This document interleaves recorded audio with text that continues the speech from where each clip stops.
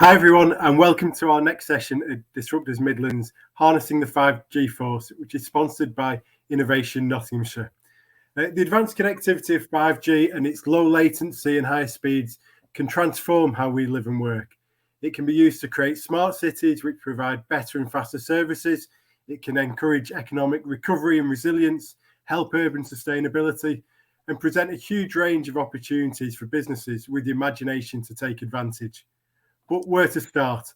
Well, I'm going to start with Tracy Westall, who's got lots of hats in this area. So Chair of Currium Solutions, a change management consultancy in Birmingham, non-exec director for WM5G, but also has roles with Coventry City of Culture, the Department for Transport, Birmingham City University, and BSB Birmingham. And so, welcome, Tracy. Thanks for joining us today. Thanks, Alex. You've got a broad range of experience with disruption and innovation in all sorts of different ways. So that starting point, how do you approach harnessing the unknown? Oh gosh, I mean, you're right. I'm really lucky, aren't I? I mean, when people read out the organisations I'm involved in, the privilege of that is fantastic and goes back to always having an interest in technology. But I think to answer your question, my colleagues at Currium would say this for sure. I think it starts from culture, from organizational culture for sure, but actually environmental culture, being able to enable curiosity, allow smart people to question, challenge, and kind of drive it forward. And I think that applies, as I say, at a macro level in terms of the environment, but also in terms of business.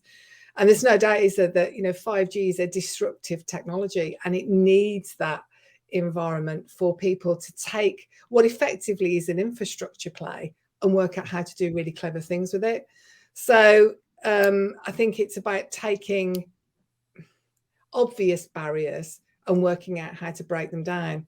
But I guess for me personally, harnessing any form of innovation and sort of thinking about how you move innovation forward starts with curiosity. Yeah. And I say, 5G is such a disruptive technology, and the organisation WM5G, I suppose, is trying to bring it to life for people in the region and to make it, I suppose, accessible for businesses and individuals. Just explain a little bit about what WM5G does, where it fits in, and how some of its programs, like the infrastructure acceleration, are making a real difference. Yeah, of course. And you're right. I mean, and it goes back to your earlier point, really. It's about how do you harness the unknown? And in a way, that's what WM5G is all about. It's about managing and implementing projects that will help speed up the launch of 5G networks, but also test and prove new 5G products, how people are going to use it. How's that going to benefit people? How's it going to benefit public services? And of course, how does it benefit businesses? So at its most simple, that's what WM5G is all about. You mentioned the infrastructure accelerator, and I think that is a brilliant example of how that is about speeding things up. It's about making sure that we've got the right foundations in place. In order for all those other things to happen, you've got to have those basic foundations in place. And that's about making it easy to roll out the 5G network, both and fiber networks. It's about connectivity, isn't it? Mm-hmm. And we see our role as certainly a really important part of our role anyway, is about being an arbitrator, working with the mobile network operators, working with the infrastructure providers and the local authorities to break down the barriers to get that infrastructure rolled out as quickly as possible. And what the team have been able to do with that is they've really helped accelerate 5G deployment. We've probably brought it. I think we're comfortable in saying that we've managed to bring in that deployment 6 to 12 months ahead of schedule across the regions that we're responsible for, which is obviously Birmingham, Dudley, and Wolverhampton in that respect. And as a result, we've actually been recognised now as being one of the best areas. We've had the best area in the country for 5G coverage. So, without having that in place, it's really, really difficult to then build on it in order to take it forward. So we're really, really pleased with that. Yeah, no, it's the region's in a great position at the Yeah. moment. How do you think, or where are businesses at? Do they understand what's happened? Are they beginning to embrace it, or are they still a little bit behind, do you think? I think that's a really good question, actually. And I suspect the truth is there's a lot still to do. You know, I gave an interview a couple of years ago when we first started, and I described it as plumbing, and plumbing isn't always exciting unless you're interested in plumbing. But actually, we all know that if the plumbing doesn't work, we all get really excited. And I think there's probably still some truth in that statement, isn't it? So the infrastructure acceleration piece is really, really exciting for those of us who want to see that deployment. But actually, if you're a business or you're thinking about new ideas, what does that actually practically mean? And there's still a lot of work to do, I think, to get organizations and businesses thinking about that. And there's some of the things that WM5G is involved in now, which are specifically about driving that. So we've got the Spring Accelerator, which is about bringing people with ideas together with business to hothouse, look at challenges and kind of see how they move forward. That's really, really exciting stuff. And there are things that are coming downstream as well that will also add to that. But I don't think anybody would ever say that the communication work is ever complete, because it isn't, because that's the point. It's not a destination. I hate that word. It's a journey, but you know what I mean. There's no end destination here, is there? No, and you said that people don't find the plumbing exciting, but what are you most excited about with 5G and its possibilities? Oh God! If I go back to when my corporate career, when I worked in tech, and still am involved in tech businesses, I've always been interested in what we do with it.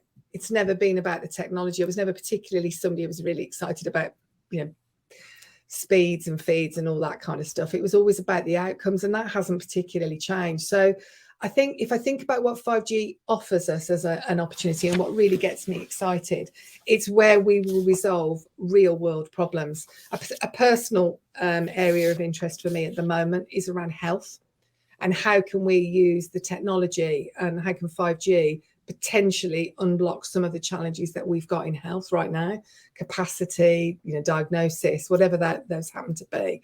And I think if we were to see quantum leaps forward in innovation because of utilizing 5G technology, then that would just be amazing. But it's not. It's also about other businesses, other areas that we can be involved in. But as I say, real life applications of problem solving things that are societal, that have a real impact on real people, that mean that everyday experiences are changed as a result of that. That'd be fantastic, wouldn't it? Yeah, it really would. Well, thank you for that brief introduction. You're going to stay with us, and let me bring forward our other panelists for this afternoon. So I'm delighted that we're joined by Nick Mellors, who's the Director of Innovation Nottinghamshire, which is behind the UK's first 5G careers programme, amongst many other things over in the East Midlands. We've got Chris Purdie, Chief Commercial Officer from PMConnect, which is a Birmingham-based tech business using the power of mobile content around the world and doing lots of exciting things. Gary Woodman, Chief Executive of Worcestershire WLEP, which has been on the 5G journey since 2016, if not before, and it's been a real leader in this space for the region. And Steve Cowan from Deloitte, who heads up the 5G enterprise business. Deloitte's also part of the Spring Consortium and involved in a lot of the leading edge stuff that's happening in this space. So thank you all for joining us. If I could start with the question that I just gave to Tracy about what's most exciting you about 5G, and if I could start with you, Gary, given that you smiled at the question. I think from my point of view, obviously as the LEP, we're here looking after the economies. The Midlands is fantastic. It was the birth of the Industrial Revolution, and this is now industry development but productivity lags behind compared to the rest of the UK and some of our OECD competitors. So for me, the 5G is about how we work and how that changes industries. And if you think about the last 2 years, how we've changed the way we're working and changed the way things are happening, then the demand for greater speed in certain sectors is going to be absolutely critical. And how that works in urban areas and rural areas is absolutely fundamental. So that connectivity piece is really key. That might mean we have a bit of a patchy build out, or people need private networks in their factories. But for me, the opportunities in each sector and to act as a disruptor, 5G is really the next thing that we need to be really engaging with across the whole Midlands. Nick, what about you? What most excites you about the potential? I think the change that it can make to our communities is kind of the biggie. I totally agree with Tracy. The technology is, fine, whatevs. The difference it makes is the real thing. So if you look at the 25 districts in the United Kingdom for the poorest opportunities for social mobility, 10 of those are in the East Midlands. 3 of the bottom 10 are in Nottinghamshire. And to me, the digital connectivity agenda and all the technologies that 5G is going to allow us to bring out, like AR, VR, Internet of Things, autonomous vehicles, etc., they suddenly provide a set of opportunities to communities. And I would recognise what Gary says about Hereford and Worcestershire when I'm saying this as well. That we have huge parts of our country that aren't in cities. And I think 5G has got the potential to bring those areas up. I'm not going to use that phrase that people use a lot, but to bring those areas up. And it's just exciting. Great. Chris, do you share Nick's excitement on all things 5G? I do completely. I can't disagree with any of the exciting factors people have already raised. I guess I come at it with very much more of a consumer-focused hat on, rather than a B2B Internet of Things and pure infrastructure. As a business, we work to pair huge global brands with mobile operators, and we've got a real focus in the OTT sector, particularly focused around sport and gaming. What excites us every day about 5G is where we can take some of our sports partners, where we can take some of the gaming partners, to give a West Midlands take on that, rather a wider Midlands take. A lot of heritage in gaming sector, and we're seeing the power of that low latency, that bigger capacity in networks, and what that means for some of our cloud gaming partners that are now able to launch services in the UK, but all over the world, and really give consumers an experience that they can relate to. I think, as it stands today, for a lot of consumers, their benchmark of connectivity is does Netflix work on my phone? And the resounding answer to that is yes, it does. And it works very well with a 4G network. So what does 5G mean for consumers? 5G means real next level experiences in gaming, in sport, in the way that they potentially start to consume their entertainment through VR and AR. So that's the exciting part for us, is harnessing 5G, really delivering exciting projects for our partners and the mobile network operators alike. Fantastic. And Steve, finally, what excites you? I'm going to sit on the other side of the fence, Chris, if that's all right. I'm going to focus on, I put my consulting hat on and focus on businesses, because I think that's where my excitement builds. I mean, I'm a tech strategist, so I'm a bit of a techie geek, but and I guess what that means in non-consulting speak is that I spend a lot of time speaking to organizations about tech choices, specifically around 5G and some of the value that it can create. I guess with 5G, what we're looking at is quite a big set of business model disruptions, or there's potential for huge kind of disruptions in business models. And I guess the thing that I'm most excited about is taking this and applying it to a factory of which there's a massive heritage in the Midlands. Think about the agility, the flexibility that it kind of creates on a factory floor, or indeed actually, we've just had COP26, so meeting some of them sustainability goals and things like that. Think about, applying this to a hospital. Tracy, you talked about capacity and that. So wouldn't it be great if we could actually, triage patients coming in on an ambulance, and we've had connected ambulance trials already. Wouldn't it be great if we knew where all our beds are, because we had mass sensorization and we knew where our assets are, and we could kind of manage that capacity a bit more effectively? So I think, again, I'm wearing that business hat, but that's kind of how I look at 5G in terms of the massive kind of value that it can create. But I am a bit, as I say, I'm a bit of a kind of, I like cool technology.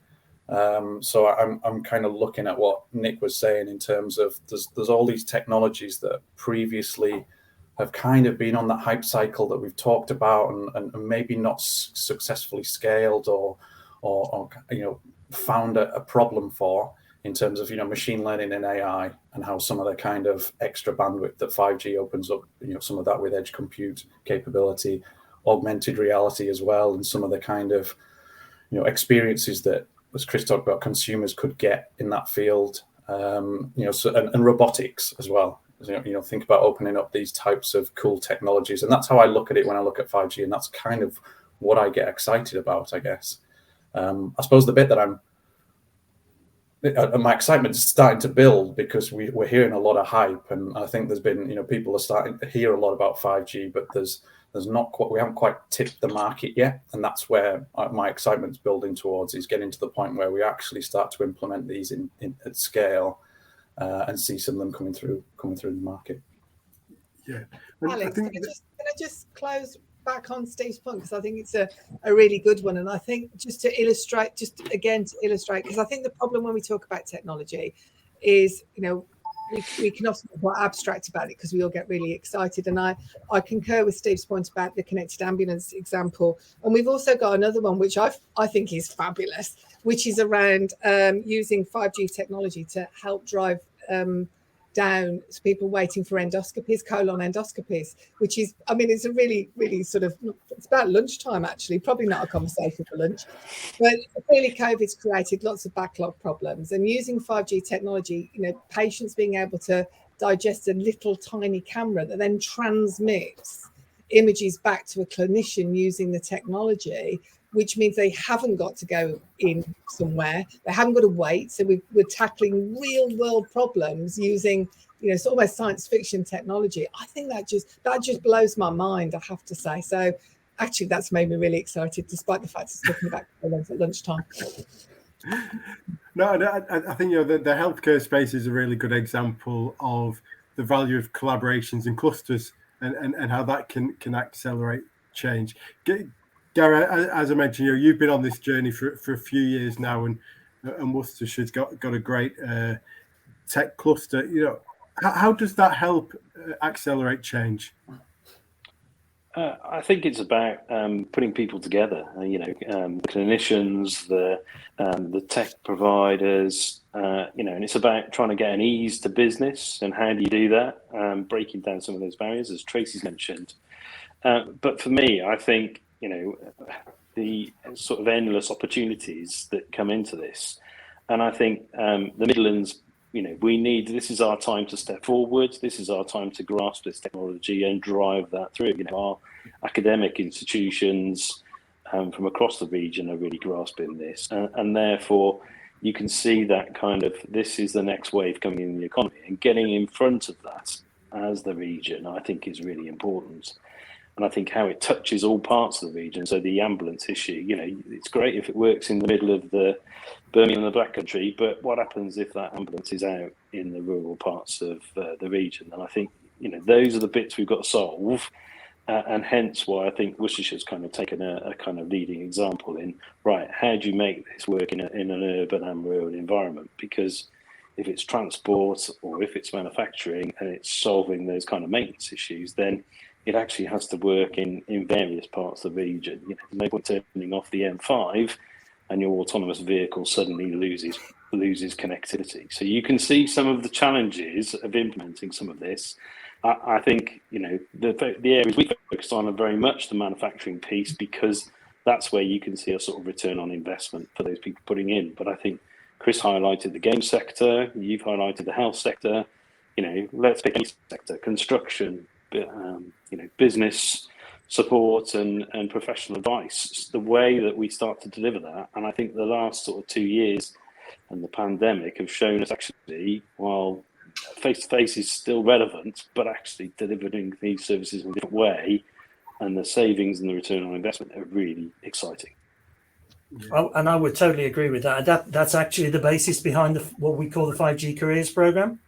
It's actually not about, it's not even a STEM program, to be honest. It's certainly not a telecoms education program.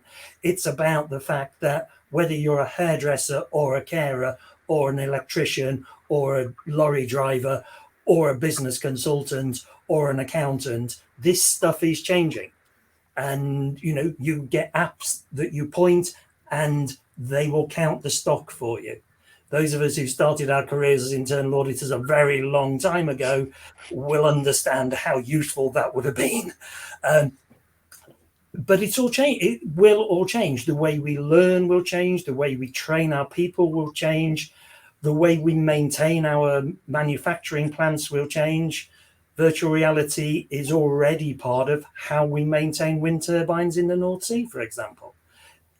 It's all changing. And the 5G Careers program that we've developed is around alerting the people who are about to enter the job market to that fact. Because, as Gary says, this is not about the telecom sector or the manufacturing sector or any particular sector. There are real examples of this happening in pretty much every sector that there is. Yeah. Well, one of my favourite quotes is, the future is already here. It's just not evenly distributed. So, Steve, how do we make sure that everybody, you know, I guess it gets on board, but understands the opportunities and how it applies to their business and their sector?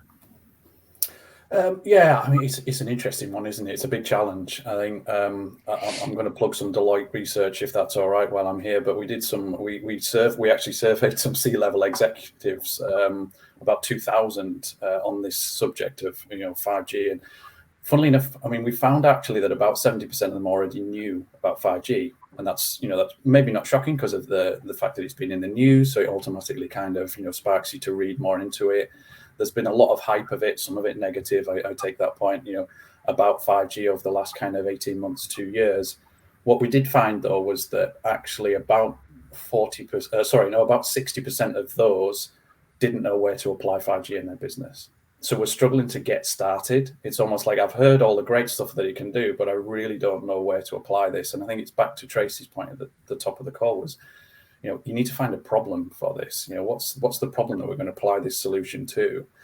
I mean, and there's various. I mean, again, there's various kind of ways you can do this. Again, there's support out there in terms of companies that can do this. There's, I think, again, Tracy's point about culture was very real. You need to create a culture of innovation in your organization, and that doesn't mean a separate team. That actually just means making sure that you're identifying these great ideas, capturing them, and making sure that you're kind of giving them ample space in your organization to grow and to scale. So I think there's certainly a number of ways, and again, just in the Midlands, there's plenty of support for these types of things. So if I think I'll pick Spring mainly because it's close to my heart and I'm leading on that. But we've got a free application accelerator there where we're putting kind of challenges and solutions together.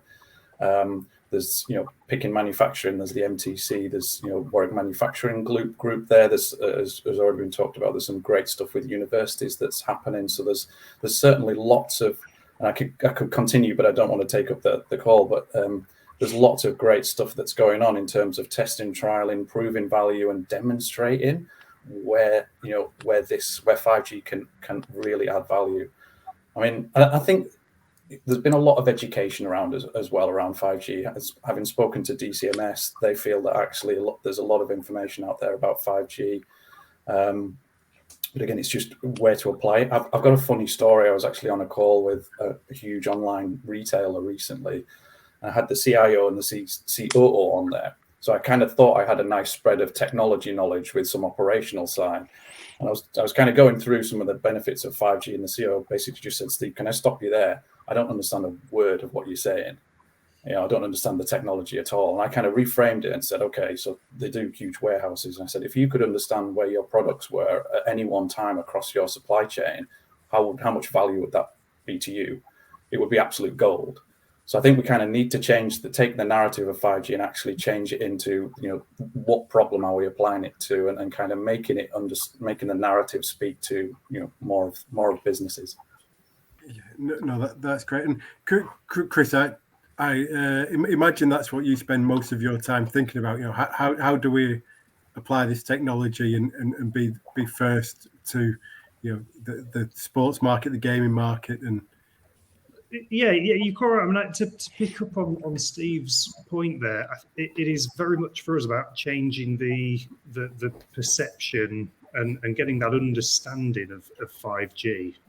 As I sort of referred to earlier, I think for whether it's consumers or businesses, I think the wider understanding at present is just this is mobile internet, but a little bit faster than what you're currently used to, and it's so much more than that. It's about changing capacity, it's about changing latency, it's about changing how you potentially take a product to market, or how you operate your business, how you connect your business to the entire world and all of your other business partners. So for us, as I say, very, very much at a consumer level, what we see, whether it's in the UK or other advanced markets where 5G deployment's already well underway, we certainly see mobile operators coming to companies like us,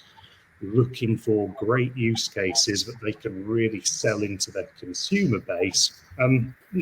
The mobile network operators have spent huge amounts of money on spectrum and the technology to deploy 5G. There's a lot of investment to be recouped there over the years to come.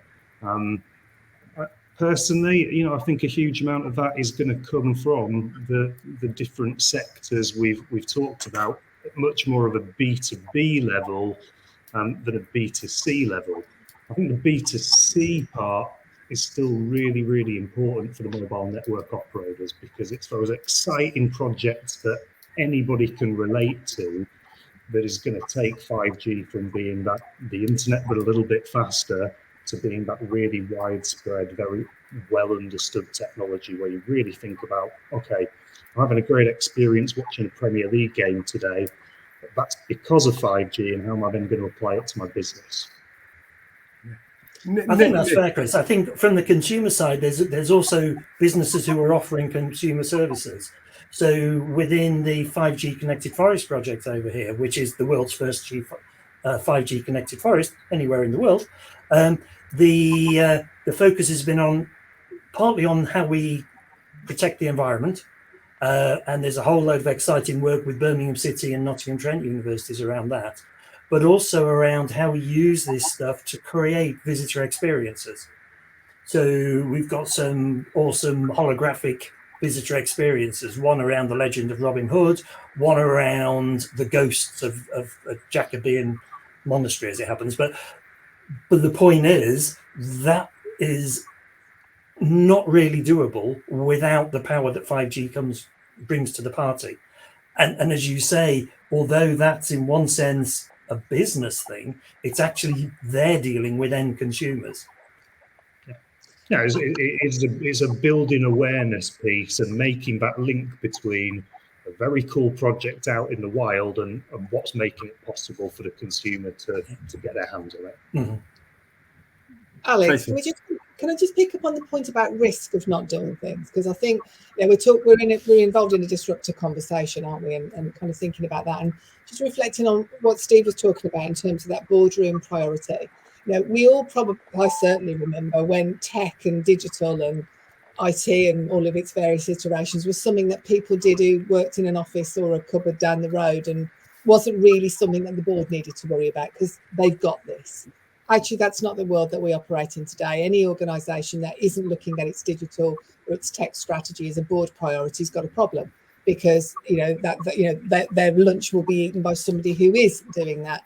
And in a sense, the 5G conversation is an extension of that, isn't it? It is a board priority because it is something that is an innovation that is going to change every aspect of our world in some capacity or other.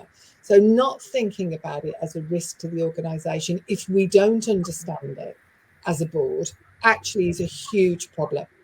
It can it sounds a bit dramatic, but there is a real possibility that it's an existential risk to organisations that don't get their head around it and don't work out where the market's going, don't work out what the competitors are going to do, and don't look wider than their own immediate horizon about where that challenge might genuinely come from. The low latency and the speed and the capacity and all of the things that we know technically that will change this will absolutely once it comes. I was reading a report earlier, by 2026 75% of smartphones in the world are expected to be 5G enabled.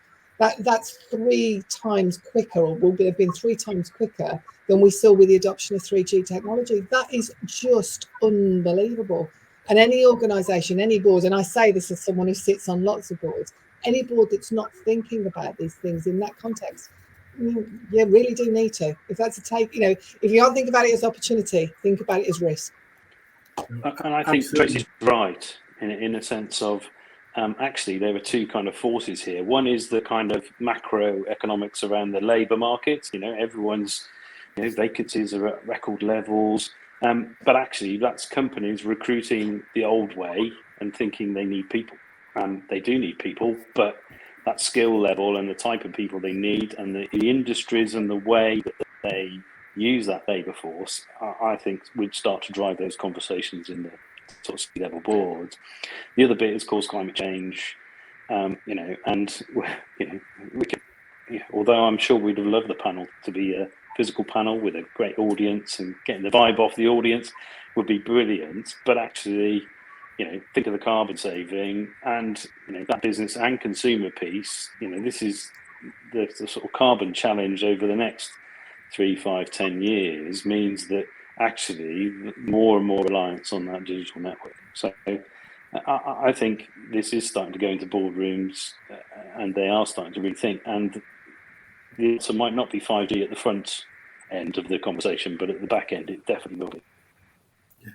Steve, what's your experience in those board level conversations? Are directors and company owners got a grip of the risk question that Tracy was posing?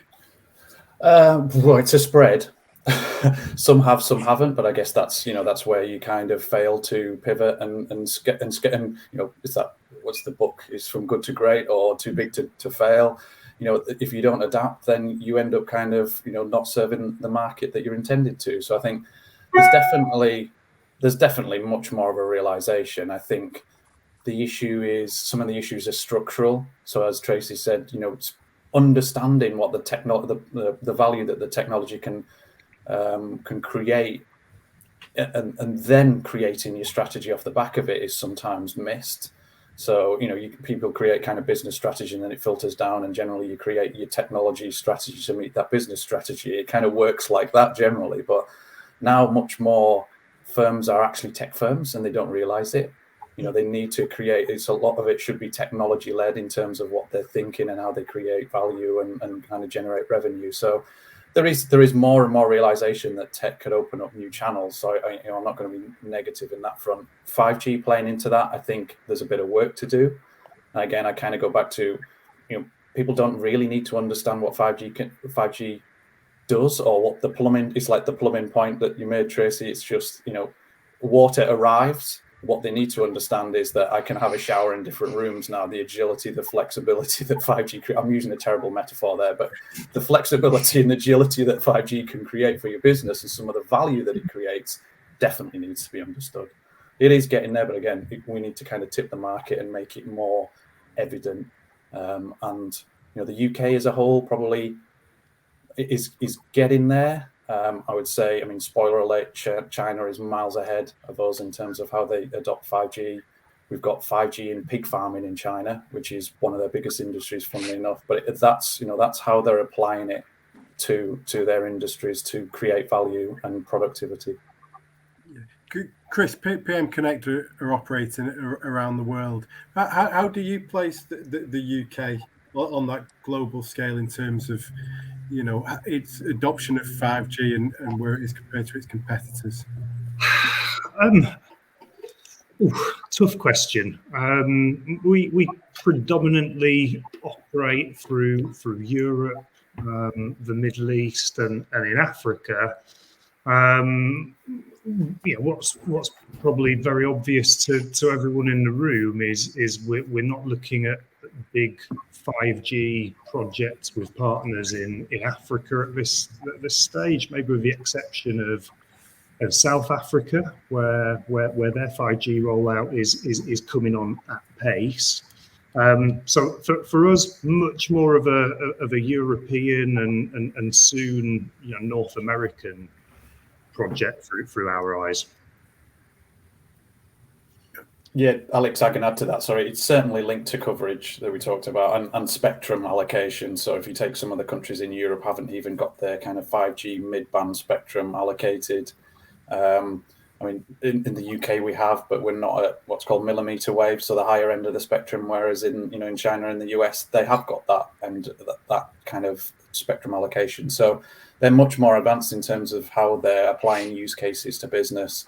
And again, back to the point at the top, the Midlands is in a great position in terms of coverage. If you look at the rest of the UK, we've got a great mix of kind of what's called low band and mid band. So it kind of gives you that kind of great bandwidth to do to open up some of the great use cases around AI, machine learning, and augmented reality. So there is, if anywhere in the UK, the Midlands actually is in a great position to kind of fast track the adoption of 5G with their businesses. And back to the earlier point, I think businesses need to make use of the available resources and skills that we've got in the Midlands. Well, sorry, I was going to say, picking up on that skills point there, one of the things that, and I think Nick and Gary would certainly have a view of this as well.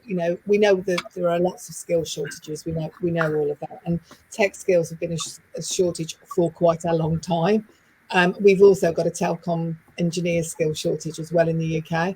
So there are some pinch points that we've really got to apply some specific interventions to move forward in order to maximise the opportunity. And I think the call out probably generally is that we kind of can't be passive on this. It won't just happen. We do actually have to proactively look at some of these things, and start thinking about how we create that talent pipeline. How do we address that skills pipeline? And look at, and kind of come up with some plans that actually would give us significant competitive advantages that wouldn't just play within our sort of regions and our national picture, but would also give us an international position as well. I think that's fair. I think it's harder than that, actually, because and I think it was part of the Worcestershire Skills Report that identified that half of our telecoms engineers in the United Kingdom were within 10 years of retiring.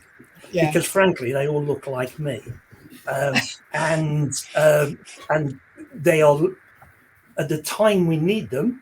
They're all, I'm just going to say, shuffling off. But moving out of the sector. Let's be polite. But actually, to the point about it's just the plumbing. What we really, really need is lots of people who can imagine what to do with it. And so I have a saying that says the person who invented the internal combustion engine didn't invent the ice cream van. I think that's true. I think that's true, Nick. But I suppose the challenge is that we using the plumbing example. Yeah. We need to not lose sight of the fact we need plumbers, and sometimes as I say, poor plumbers, they are very important. But is it the most glamorous end of the technology conversation? Yeah, no, absolutely. Possibly not. But actually, without it, we are really in trouble. So I think your point is absolutely right. But I suppose the challenge is that we've got to make all of it exciting, haven't we? We've got to make it all important and not just focus on the really disruptive, interesting stuff at that end, but actually make sure that we address the problem which you've articulated brilliantly. You know, they're all going to retire. Actually, that is a real problem, isn't it? Yeah, and that's why I say it's harder than simply getting a load of telecoms engineers trained. What we do with it, and you know, and here the systems integrators like Deloitte and things like that, will be kind of going, oh yes, please. And I used to work for one of them, so I'm not going to knock them. But it's the so what, and how do we give people the skills to do the so what? Again, out of Worcestershire, the Blended Learning Consortium have done a neat piece of work around 5G introduction, which I'm desperately banging on college doors and saying you should have a look at this at the very least. But it's the whole piece that we need to raise the skills on. The telecoms bit, but also the business use it bit, whether you're in the entertainment sector or the care sector. So it can do this. What are we going to do with it? I think Gary, just very briefly, if I could just ask you, you know, obviously the region's position in 5G creates lots of opportunities. How do we utilise that to make the region more investable? I think it is some of the sort of spring and beta den that's, you know, the logo behind me, in terms of we need to create that reputation across the whole Midlands that we've you know, whether it's our universities, whether it's our newly entrepreneurs, whether it's actually our existing business community. And this is where the Midlands is really good, but as per usual, we hide our lights beautifully under a bushel and don't really shout about it because, you know, we don't want too many people knowing how good we are.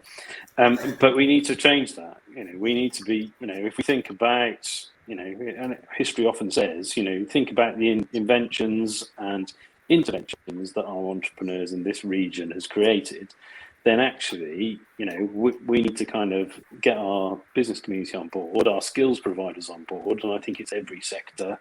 And then, you know, Nick's analogy was probably made me chuckle anyway, around, you know, the combustion engines, the ice cream van. You know, some of those bits are, you know, letting entrepreneurs have a play on a test bed, or you know, they've got a great idea. It might fail, and I think accepting that sometimes failure, but of course from failure often becomes different ways of doing things and success. So I think for me, I think how the region sells this as a reputation of this is the place to come and really try your new idea, you know, I think there's our cutting edge that we need to build on.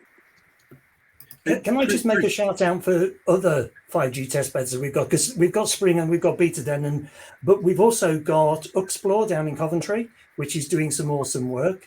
We've got a rail 5G test bed in Melton Mowbray with Network Rail and Cisco, and Nottingham Trent University have got the Swift Centre, which is a living laboratory with both indoor and outdoor lab space. So we're starting to get together with Spring, with Beta Den, the kind of facilities that people can use across the region.